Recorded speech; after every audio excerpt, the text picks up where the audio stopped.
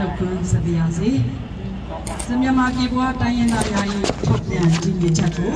ဒီမှာလာစီကနေဖတ်ကြားသွားပါမယ်နံပါတ်1ချက်အနေနဲ့မတ်လ29ရက်နေ့にမြန်မာပြည်ကိုကျူးကျော်ဝင်ရောက်နေသည့်ဖက်စစ်ဂျပန်ကို1945ခုနှစ်တွင်ပြန်မောင်းထုတ်ခဲ့သောနေ့ဖြစ်သည်ထိုနေ့ကိုဒေါ်လာရင်းနဲ့အဖြစ်သမိုင်းမော်ကွင်းတင်ခဲ့သည်နံပါတ်2 2021ဖေဖော်ဝါရီလ1ရက်နေ့မှစ၍အာဏာသိမ်းစစ်ကောင်စီမှမတရားဖမ်းဆီးထားသောနိုင်ငံတော်သမ္မတကြီးဦးဝင်းမြင့်ဒုတိယသမ္မတဦးဟန်ဒီဗန်ချောနိုင်ငံတော်၏အတိုင်ပင်ခံဒေါ်အောင်ဆန်းစုကြည်အပါအဝင်ဖမ်းဆီးထားသူအလုံးကိုချက်ချင်းလွှတ်ပေးရန်နံပါတ်3 2020နိုဝင်ဘာ10ရက်နေ့တွင်ပြည်သူ82ရာခိုင်နှုန်းကျော်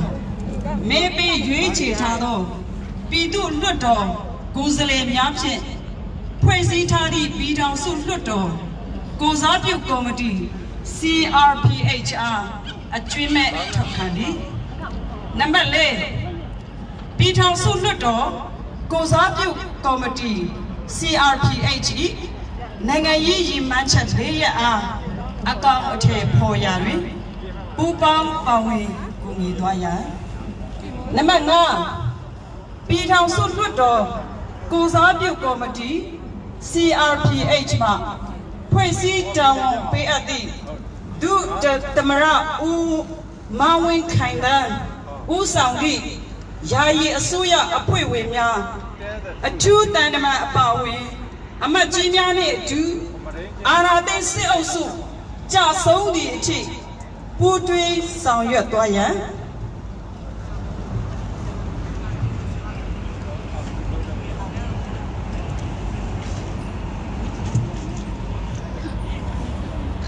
နံပါတ်6ပြည်ထောင်စုလွှတ်တော်ကိုစားပြုကော်မတီ CRPH ယာယီအစိုးရအဖွဲ့၏ဦးဆောင်မှုကိုပူးပေါင်းပါဝင်ဆောင်ရွက်နေသော CDM ဝန်ထမ်းများအာဏာသိမ်းစစ်အုပ်စုကိုဖြုတ်ချရန်ຫນွေဦးတော်လှန်ရေးတိုက်ပွဲအတွင်းမှညီကြရန်နံပါတ်9ပြည်ထောင်စုလွှတ်တော်ကိုစားပြုကော်မတီမှတရားမဝင်အဖွဲ့ဝင်ကြီးညာထားသောတောင်းကျမ်းသူအာဏာသိမ်းစစ်အုပ်စု၏တရားမဲ့လုပ်ရမှန်သမျှစန့်ကျင်၍ဥပဒေအကြောင်းအရအရေးယူဆောင်ရွက်ကြရန်နံပါတ်10ထို့ကြောင့်မတ်လ29ရက်နေ့ကိုဓမ္မတော်နှင့်အဖြစ်မတရားသိမ်းယူထားသောအာဏာရှင်စစ်အုပ်စုထံမှအပြီးတိုင်ပြန်လေ၍သိမ်းယူလိုက်ပြီးထိုနေ့ကိုတောင်းကျမ်းသူစစ်တမြဖက်စစ်အုပ်စုအားအပြီးတိုင်တိုက်ထုတ်သည့်မြန်မာနွယ်ဦးတော်လှန်ရေး၏ပြည်သူတော်လှန်ရေးနဲ့သို့မဟုတ်လူထုတော်လှန်ရေးနဲ့အဖြစ်ကျွန်တော်တို့ပြည်သူများမှတတ်မှတ်လိုက်သည်အာဏာသိမ်းစစ်အုပ်စုမုတ်ချကြဆုံးရမည်ဖက်ဒရယ်ပြည်ထောင်စုဖိုးပွင့်ဝေဆောင်ပေါ်ထွေးရမည်ဆိုတော့အချုပ်အားဖြင့်ပြောရရင်အထက်မှာဆိုပြအထက်မှာဆိုပြသည့်အတိုင်း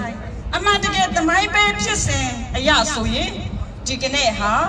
ထပ်စစ်ဂျပန်ကိုခုခံတိုက်လှန်အနိုင်ယူတဲ့အင်္ဂလိပ်လိုပြောမယ်ဆိုလို့ရှိရင် resistance day ဖြစ်ခဲ့ပါတယ်ဒါကြောင့်ထပ်စစ်ဂျပန်ဤသူကြမ်းကြုတ်ရက်ဆက်စွာမြန်မာပြည်လူထုတို့အားမတရားနည်းဖြင့်အုပ်ချုပ်နေကြသောအာဏာယူစစ်အုပ်စုကိုပြည်တွင်းပြည်ပအရောက်မြန်မာပြည်ပွားတိုင်းရင်းသားများလူထုမှအပြီးတိုင်တိတ်ထုတ်သည့်ပြည်သူတော်လှန်ရေးနဲ့ဓမ္မဟောင်းလူထုတော်လှန်ရေးနဲ့အဖြစ်ခေါ်ဝေါ်သမဖို့ကောင်းတဲ့နေ့ဖြစ်ပါသည်ထို့ကြောင့်မတ်လ29ရက်နေ့တိုင်းဒီကနေ့မှစ၍ သားစဉ်မြစ်ဆက်တိုင်အောင်ပြည်သူတော်လှန်ရေးနဲ့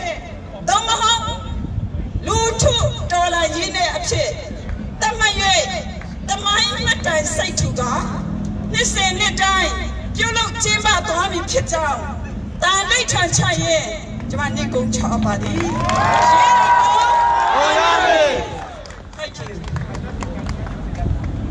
စီပြီးတယ်နော်ပြီးတယ်အစင်းမြင်လက်ခုပ်တောင်လေးချောင်းနေတယ်ဟုတ်ကဲ့ဒီနေ့လာရောက်ကြတဲ့ကျွန်တော်တို့တိုင်းရင်းသားညီကိုမောင်နှမတွေအားလုံးကိုကျွန်တော်အနေနဲ့ဒီနေ့အစီအစဉ်ဖြစ်မြောက်ရေးကော်မတီကိုစားပါတော့စကားနောက်ဆုံးစကားပြောပြရတဲ့အတွက်ကျွန်တော်အနေနဲ့ပဲကျေးဇူးတင်ပါတယ်ဆိုတော့ဒီနေ့ကျွန်တော်တိုင်းရင်းသားတီလာတယ်ဆိုကျွန်တော်အနေနဲ့နည်းနည်းလေး community အတီးကျွန်တော်မိတ်ဆက်ကြလေးလုပ်ရှင်တယ်ဒီနေ့ကျွန်တော်တို့ကချင် community ရလာတဲ့ဆိုအားလုံးလက်ခံပေးကြပါလက်ခံပြအောင်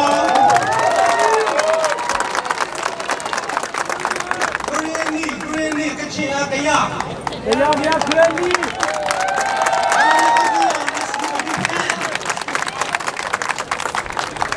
ကျွန်တော် Korean community ရော Korean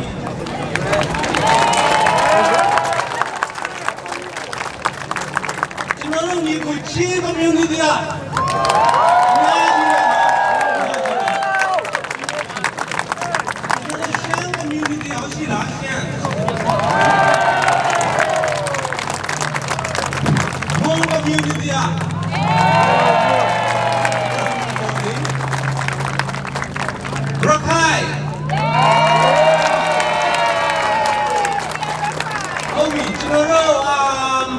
ညီကိုရိုဟင်ဂျာတွေ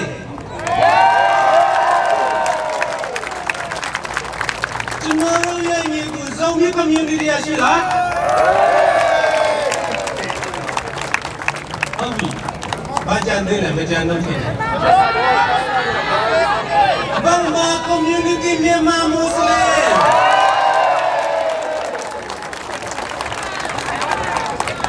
ရခိုင်ကျွန်တော်တို့ရေးကြီးဆုံးမိခါနေပဲရခိုင် community ရော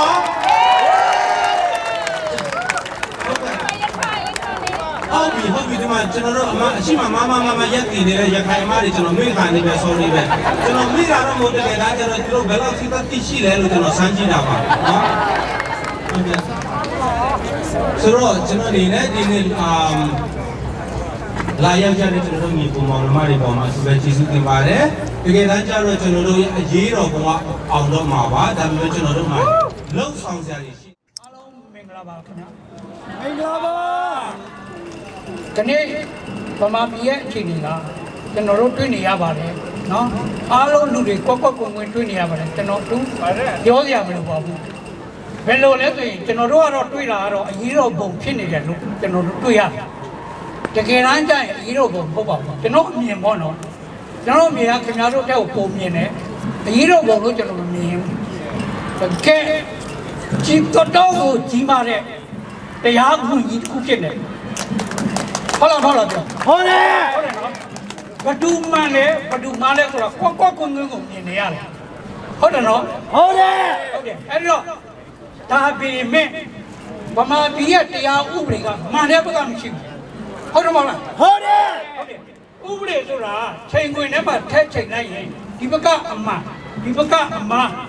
ဘယ်ဘက်ကရှိရမလဲဥပဒေကအမှန်ဘက်ကပဲရှိရမှာဟုတ်လားအမှန်ဘက်ကရှိရမယ်မြဲမြဲဘက်ကိုလိုက်ရမယ်အမှန်ဘက်ကကိုပဲလိုက်ရမယ်ဟုတ်ကဲ့အဲ့လိုပဲရှိရမယ်အခုလက်ရှိဗမာအခြေအနေကအမှန်တရားဘက်ကရှိလို့လား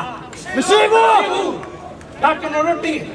အဲ့တော့ဒါကြီးလည်းမကောက်ဒါတစ်ချက်တော့ကျွန်တော်ပြောတာနော်ဒါစစ်ကောင်စီဆိုတော့တို့ပြောတယ်စဉ်းစားထိုက်တာတဲ့စကားသူ့စီမှာပေးတဲ့လားမပေးတဲ့ဘူးမပေးတဲ့ဘူးဘာဖြစ်လို့လဲဆိုရင်စဉ်းစားကြည့်စစ်တပ်ဆိုတာကပြည်လူတို့ရဲ့အသက်အိုးအိမ်စည်းစိမ်ကိုကာကွယ်ရမယ်ဟုတ်လားမဟုတ်လားဟုတ်တယ်ဟုတ်တယ်နော်သူကာကွယ်ခဲ့တာသူမကာကွယ်ဘူးမကာကွယ်တဲ့ပြင်သူကညံစားနေတယ်မဟုတ်လားဟုတ်တယ်ဒါဆိုရင်သူကဓမြကြီးချင်းပဲစစ်လက်ဆိုင်တာသူနဲ့မဆိုင်ဘူးလုံးဝမဆိုင်ဘူးဒါကျွန်တော်တို့တင်ပြမယ်ကဘာကိုလည်းတင်ပြမယ်နိုင်ငံတီးတီးကိုလည်းကျွန်တော်တို့တင်ပြမယ်အဲ့လိုတင်ပြပြီးကျွန်တော်တို့သူ့တရားကိုဆိုင်ရမယ်ကဘာတရားကိုကားမယ်ခဏပြင်းနေတယ်ရုံးမတက်နဲ့ရုံးထွက်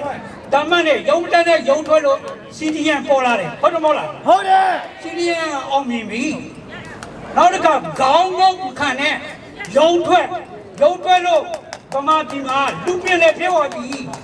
ဟုတ်တယ်နော်ဟုတ်တယ်ကဲပြီးတော့နောက်ဆုံးအချက် ကျွန်တော်တို့ CRPH ရုံးဖက်ပါ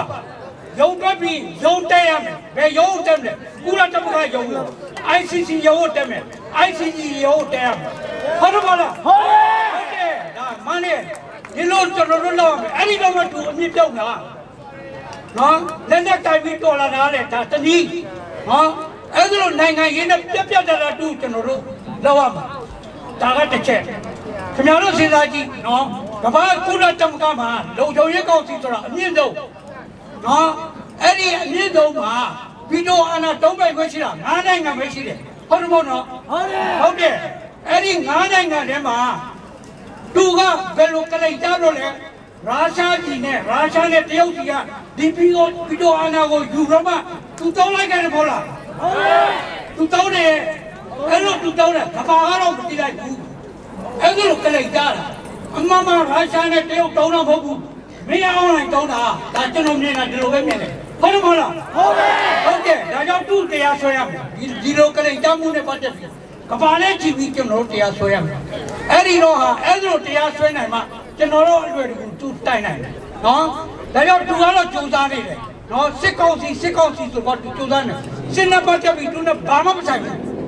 ဟုတ်တယ်မလားဟုတ်တယ်ခုနကကျွန်တော်ပြောသွားပြီနော်ဘာမှမဆိုင်ဘူးအဲ့ဒီတော့သူ့ကိုကျွန်တော်တို့ CRPH ကနံပါတ်1ရုံးတက်နေရုံးထွက်လို့ CDN ပေါ်လာပြီနံပါတ်2ခေါင်းဆုံးမခံမနဲ့ရုံးထွက်လို့လူပင်လည်းဖြစ်သွားပြီနံပါတ်3ကျွန်တော်တို့ရုံးထွက်ရတော့မယ်ဘူးရုံးထွက်မယ်ဗမာပြည်ထဲမှာဘာလို့ CRPH ကလွတ်လွတ်လပ်လပ်သူလှုပ်လို့မရဘူးသူ့ကိုတွေးလိုက်ပါမှာလွတ်လွတ်လပ်လပ်လှုပ်လို့မရတော့တို့ရုံးထွက်ပြီးအပြင်ထွက်ပြီးရုံးတက်ဘယ်ရုံးတက်မယ်ကုလသမဂ္ဂရုံးတက်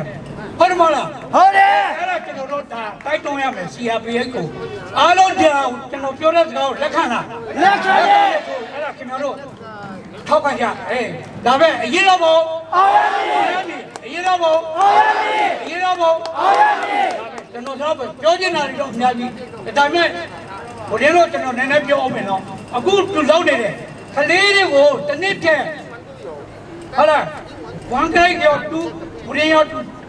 တနေ့တည်းနဲ့တာတူပိတ်တယ်ဒီကလေးတွေအုံတော့ကဒီလိုတနေ့တည်းနဲ့တာတက်နိုင်လေအရေးချင်းရှိလို့လားမရှိဘူးဒါကလေးတွေရဲ့အုံတော့ကိုလူဖြတ်စီတာ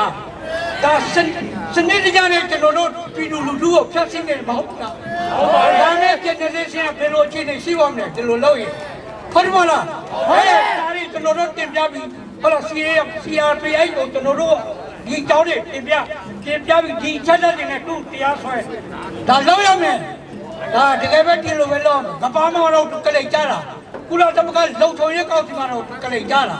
ဟုတ်တယ်မလားဟုတ်တယ်အားကြောင့်အားလုံးကိုကျေးဇူးတင်ပါတယ်ကျွန်တော်ပြောတဲ့စကားကိုခင်ဗျားတို့လက်တဘောပေါက်တယ်လွတ်လပ်ကူတဘောပေါက်တယ်ဒါကြောင့်မလို့လက်ခုပ်ထူကြပါလက်ခုပ်ကြည့်ပါ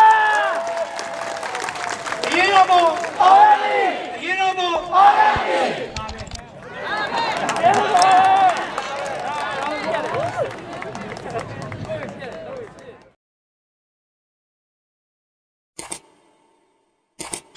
President of Zomi Association Australia. နေကောင်းလားကောင်းတယ်နည်းနည်းပြင်းပြီထင်တယ်မပြင်းဘူးလေကျွန်တော်တို့နည်းနည်းអော်တဲ့အချိန်မှာလက်ကလေးတွေပါရင်ညှောက်လို့မရဘူးလားရတာဗောအောင်ရနေတာထက်နည်းနည်းနော်အရေးတော်ဘုံအောင်ရမည်အရေးတော်ဘုံအောင်ရမည်အရေးတော်ဘုံအောင်ရမည်ကျွန်တော်တို့ရဲ့အရေးတော်ဘုံကဘာလဲဆိုရင်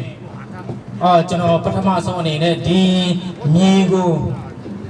ဟိုစီးမစောကခင်ပိုင်ဆိုင်ထားတဲ့နော် voluntary people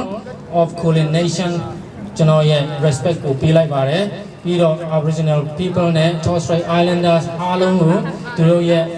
past နဲ့ present elder တွေကိုကျွန်တော်ရဲ့ respect ပေးတယ်ပြီးတော့ကျွန်တော်တို့မြန်မာပြည်ရဲ့ democracy အတွက်အသက်ပေးသွားတဲ့ရဟန်းရှင်လူကျောင်းသားပြည်သူလူထုအပေါင်းကျွန်တော်ဒီကနေ respect ပေးပါတယ်ကျွန်တော်တို့ရဲ့အရေးတော်ပုံကမြန်မာနိုင်ငံရဲ့စစ်အာဏာရှင်ကြဆုံးရေးဒီမိုကရေစီစနစ်ထွန်းကားရေးเนาะတရားဥပဒေစိုးမိုးရေးအခုထိကျွန်တော်တို့ကတရားဥပဒေမရှိဘူးဆိုတော့တရားဥပဒေကိုကျွန်တော်တို့ စွဲနိုင်ဖို့ရန်အတွက်ဥပဒေနဲ့ညီတဲ့နော်ဒီမိုကရေစီစနစ်နဲ့ညီတဲ့နိုင်ငံတော်တည်ဆောက်ဖို့ရန်အတွက်တိုင်းရင်းသားတွေအားလုံးပြီးတော့ကျွန်တော်တို့လက်နဲ့ကြိုက်တိုင်းရင်းသားပဲဖြစ်ဖြစ်မကြိုက်တဲ့တိုင်းရင်းသားပဲဖြစ်ဖြစ်ပြည်သူလူထုရဟန်းရှင်လူကအစနော်ဘာသာရေးပေါင်းစုံလုံးဝခွဲခြားမှုမရှိပဲတယောက်ချင်းစီတိုင်းရဲ့နော်တူးစီတိုင်းရဲ့တာဝန်ဖြစ်တယ်ဒီနိုင်ငံတော်တည်ဆောက်ဖို့ရန်ကျွန်တော်တို့အုတ်တစ်ချက်တဲတဲ့ပွင့်အနေနဲ့ဒီကနေပါတာဖြစ်ပါတယ်အဲ့ဒါကြောင့်မြန်မာပြည်ကကျွန်တော်တို့ရဲ့ညီအကိုမောင်နှမတွေနော်အသက်ပေးသွားတဲ့ဒီမိုကရေစီတိုက်ပွဲကြောင့်အသက်ပေးသွားတဲ့လူတွေရဲ့သွေးကိုလုံးဝအလကားမဖြစ်စေဘဲနဲ့ကျွန်တော်တို့ဆက်လက်ပြီးတော့တိုက်သွားမှာဖြစ်ပါတယ်နိုင်ငံတော်ကိုအမြဲတမ်းဒုက္ခပေးတဲ့စစ်အာဏာရှင်ခုနစစ်ဆိုတာအခုကျွန်တော်တို့တပုံလို့ပဲပြောမယ်နော်အဲ့ဒီတပုံအဖွဲ့အစည်းတွေကိုမကြမချင်းကျွန်တော်တို့ကတိုက်သွားမှာဖြစ်ပါတယ်ကျွန်တော်တို့ရဲ့ဇုံကြီး community အနေနဲ့ကျွန်တော်ပြောချင်တာကကျွန်တော်တို့ကအမြဲတမ်းဒီမြန်မာနိုင်ငံကိုအမြဲတမ်းဒုက္ခပေးတဲ့နော်ဒီမိုကရေစီပြည်ထောင်စုတည်ဆောက်ရေးမှာအမြဲတမ်းဒုက္ခပေးတဲ့စိုးပင်တွေကိုဖယ်ရှင်းတဲ့နေရာမှာအမြဲတမ်းပါနိုင်တဲ့ဘက်ကနေတတ်နိုင်တဲ့ဘက်ကနေပါသွားမှာဖြစ်ပါတယ်မြန်မာနိုင်ငံမှာလည်းအခု CDM ကအစနော်ဆန္ဒပြပြီးအတန်တိတ်ပဲဖြစ်ဖြစ်နော်အပြင်မထွက်ဆန္ဒပြခြင်းပဲဖြစ်ဖြစ်လုံသွားတဲ့ညီအကိုအားလုံးကိုလည်းဒီကနေခွန်အားပေးပါတယ်မကြောက်ပါနဲ့ကျွန်တော်တို့တွေနော်တကဘာလုံးကကြည်နေပြီဖြစ်ပါတယ်အဲ့ဒါကြောင့်စိတ်ဓာတ်မလျှော့ကြပါနဲ့ကျွန်တော်တို့စီဆက်ပြီးလုံစရာတွေအများရှိဒီကအစပဲရှိသေးတယ်ကျွန်တော်တို့တိုက်ပွဲတွေကကောင်းလုံးပဲရှိသေးတယ်ရန်သူကလည်းတပုံတွေကလည်းသူတို့ရဲ့နော်သူတို့ရဲ့ခံတပ်နောက်ဆုံးတစ်ခုပဲကြံတော့တယ်အဲ့ဒါကိုကျွန်တော်တို့ဖြူရမယ်ဖြူရမယ်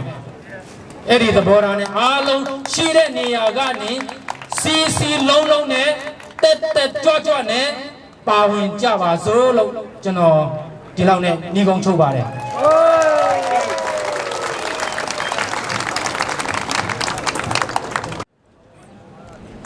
ဟုတ်ကဲ့ကျမတော့ခင်မကြောက်ပါရှင်ဒီမိုကရေစီတိုက်ပွဲမှာကြာဆုံးသွားတဲ့သူရဲကောင်းများအတွက်ကိုကျမရေးထားတဲ့ကြပြလေးနဲ့ခါရဝပြပြစီရှင်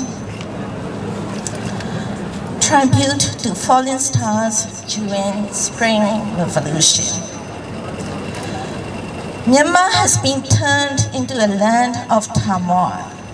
since military coup on 1/2/21.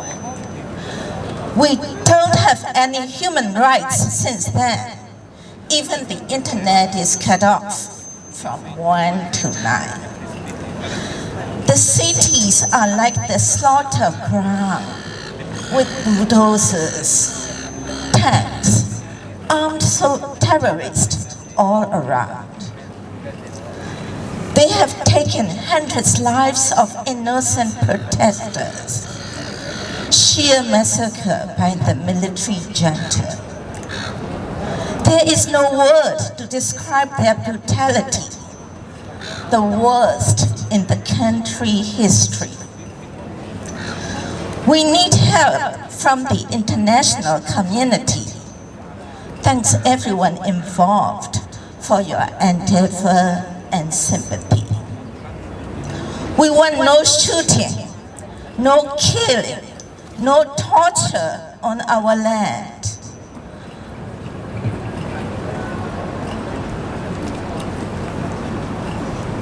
Our children's lives are too precious for us. We'll keep fighting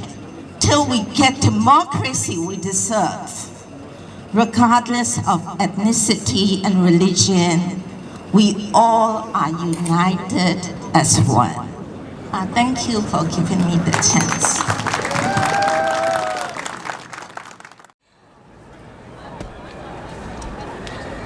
မင်္ဂလာပါအားလုံး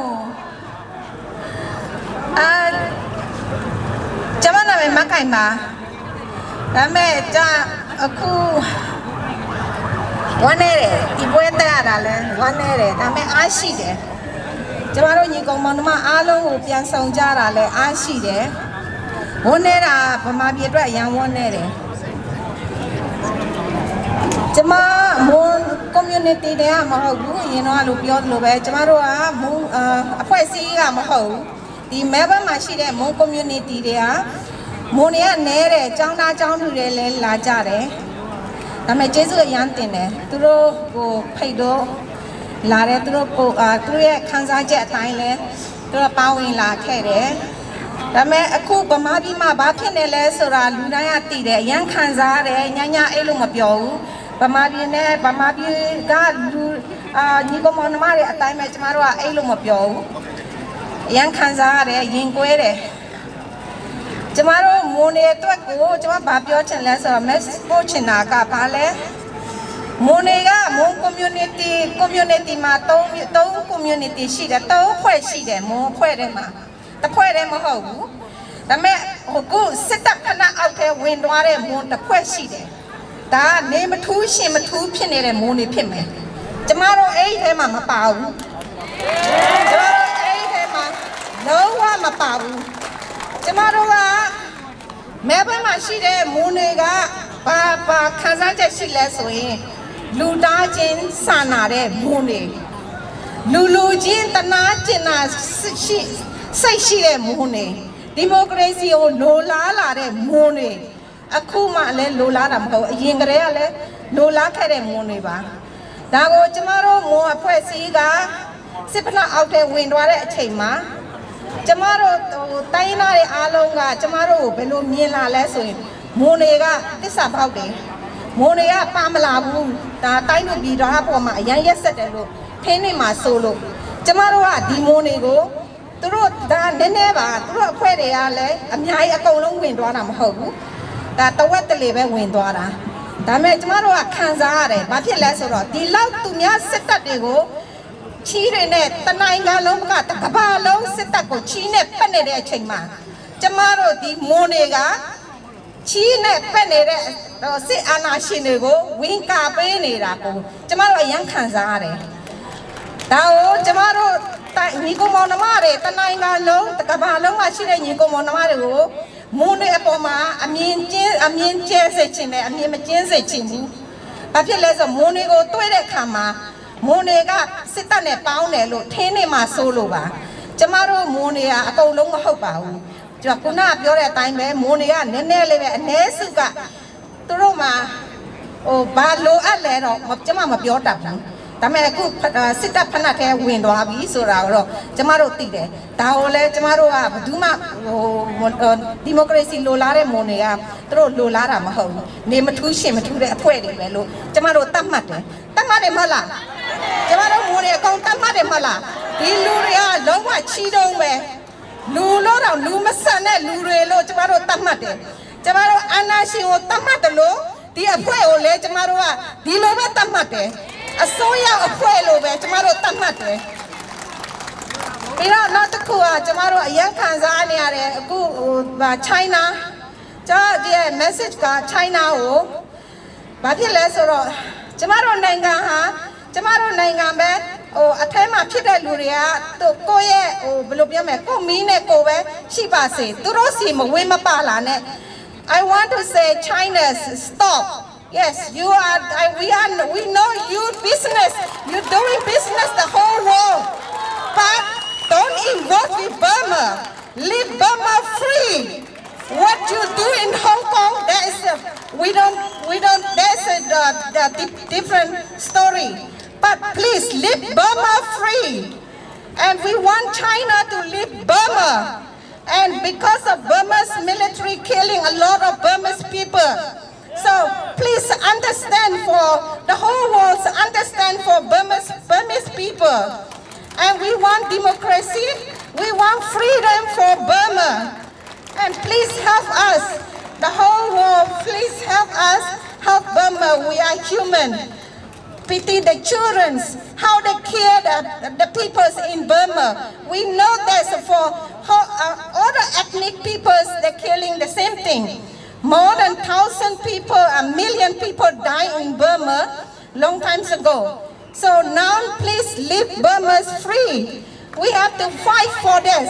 We have to fight for the democracy. We have to fight for our freedom.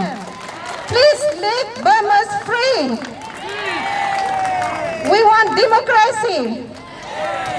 Nayame, ngaru naibo joza nera. Nayame, apiyo, apeyo, tomorrow dimaku. Tachana ngadaku, member ma solution, tomorrow aku, agolo ninyo jare. Dame atema le ninyo base, dame this about the amyabare. This about the myare, dame ko changing at this about ko tema. A mule tema, yo, ko ya mitasu de matisa about so let Tawamare.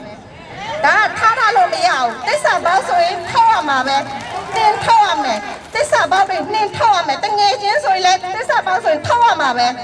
Data atema, Dama Betro and Nidia Yama. Dama was a Nidia Jani Kema.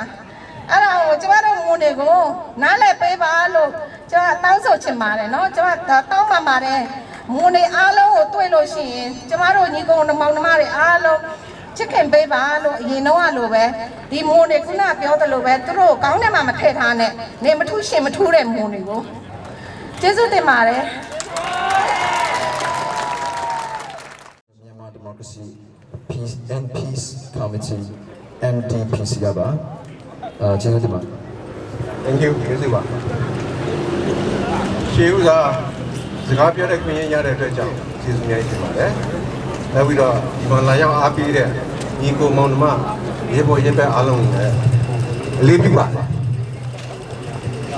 You don't know, man of practice, you know, KNU, Yatana, Yama, Democracy Net, Ninya Committee, Chairperson Chipare. In it, she's a Magwagi, alone. Bidwema, Memabima, General, the Anashi interaction here, let's check out. Please, home are the young general, leave you go to Jimmy. Eddie Trajan, General Diani, Piangali. Like I've been in the President, to go to America. We don't lose as a logic, not general, like where you are. You doing a type, Mabia type where who's an aya and no home in the Come on, yeah, the village of the laws, the beyond the GNU, Kalana, Yosa, Sunable. Education and battle of pain, you and the Pia,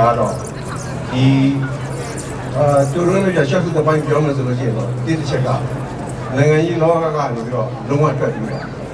Throughout the war, Nangayi Loga, Mazu, Shani, no one is in the machine. The other one second. Throughout the war, Lula, anyway,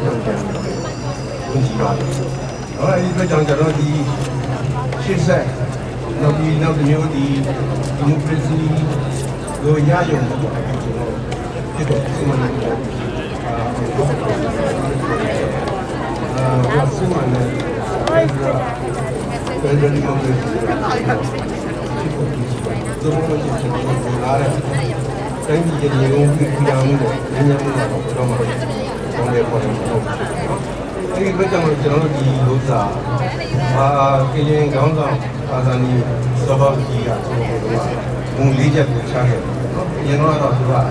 Again, what not you know, each and one of